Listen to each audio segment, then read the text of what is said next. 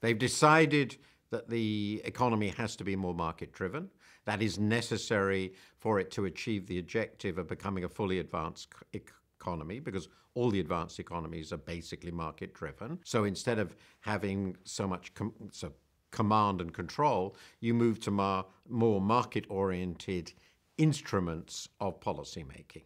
So the whole thing goes together. Now, this is actually a very complicated transition to make. It's one that China's been in for a long time, but the next stage will certainly be very complicated and difficult, among the most complicated, because essentially two things are going on at the same time. The structure of the economy is changing profoundly towards services, away from industry, towards consumption, away from investment. So the economic structure is changing. And at the same time, the way of regulating and controlling the economy is moving from, as it were, top-down command and control, credit rationing, all that, to more market-oriented instruments.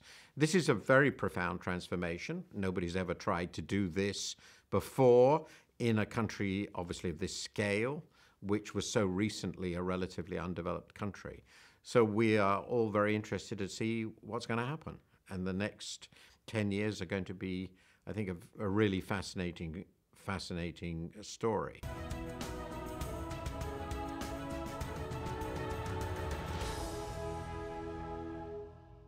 I think the record of Chinese reform in the last 35 years, in the broad, has obviously been very remarkable. This is an incredibly successful episode in human economic and political history. They've managed to do this with a pretty high level of economic stability.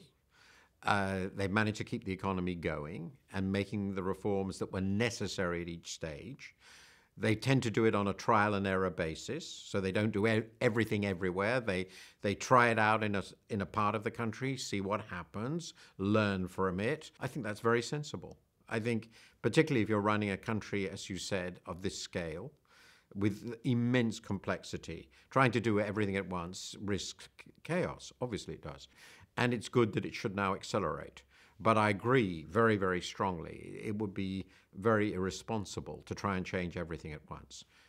In a country of this scale and complexity, it obviously makes sense to decide what are the really important bottlenecks now, what are the really important things, and how are we going to fix those? And it seems to me selectivity and trial and error are the right way to do reform in China.